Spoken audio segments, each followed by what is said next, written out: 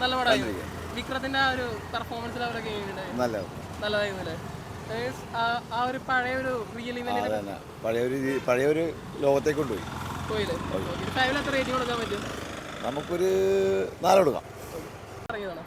എങ്ങനെയുണ്ടായിരുന്നു മൂവി? കുഴപ്പമില്ല. Like not everyone's cup of tea. അതായത് എല്ലാവർക്കും ഇഷ്ടപ്പെടില്ല. ഒരു എക്സ്പെക്ടേഷൻ കൊടുക്കാൻ പറ്റും നമുക്ക്? അതുണ്ട് നല്ലൊരു ഇതുണ്ട്. പിന്നെ അതിനകത്ത് വിക്രം അതുപോലെ പാർവതി നല്ലപോലെ കഷ്ടപ്പെട്ടിട്ടുണ്ട്. അത് പെർഫോമൻസ് വൈസ് ഒക്കെ അടിപൊളിയാണ്. നമുക്കൊരു 5 എത്ര റേറ്റിംഗ് കൊടുക്കാൻ പറ്റും? 5 3.5 3. നമുക്ക് മൂവി ശരിക്കും എന്ത് ജോണറാന്ന് പറയാൻ പറ്റുമോ? അതായത് ഇത് ഒരു കഥ പറഞ്ഞിട്ടുണ്ടെങ്കിൽ ഫുൾ ഇടുന്ന ആയിപ്പോയില്ലേ, എന്നാലും എൻജോയ് ചെയ്യാൻ പറ്റും. സെക്കൻഡ് ഹാഫ് തുടങ്ങി എല്ലാവർക്കും ചെയ്യാൻ പറ്റും. നല്ല സിനിമയാണ്. ഇല്ല, ഒന്നിനും നമ്മൾ എക്സ്പെക്ട് ചെയ്യേണ്ട ആവശ്യമില്ല. ഇപ്പോഴത്തെ സിനിമകൾ കൂടുതലായിട്ടും ആർട്ട് ഹൈലൈറ്റ് ചെയ്ത് കാണിക്കാൻ അതെന്തായാലും ആള് ഉദ്ദേശിച്ച രീതിയിൽ അവർ എഴുതുന്നുണ്ട്. നല്ല രസമാണ്, പ്യുവർ ആർട്ടാണ്. ഈ മറ്റേ ഗോഡ് ലൈഫിൽ പൃഥ്വിരാജൊക്കെ ചെയ്ത പോലെ അല്ലെങ്കിൽ അതിനേക്കാൾ അല്ലെങ്കിൽ മേ ബി കമ്പയർ ചെയ്യാൻ പറ്റണ ഒരു രീതിയിലാണ് വിക്രം ഇതിനകത്ത് ചെയ്തേക്കണത്. എന്തായാലും അടിപൊളി സിനിമയാണ്.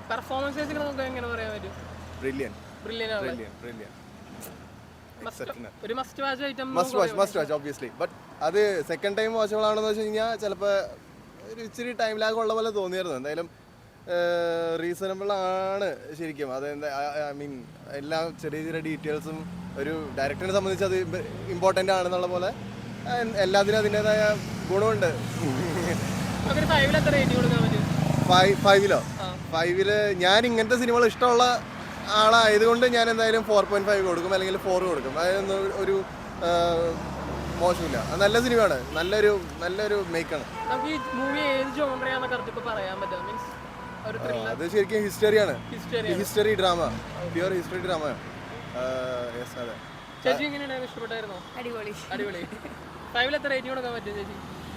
ഞാൻ ഇങ്ങനത്തെ സിനിമാസ് അങ്ങനെ യൂഷ്വലി കാണാറില്ല. 3.5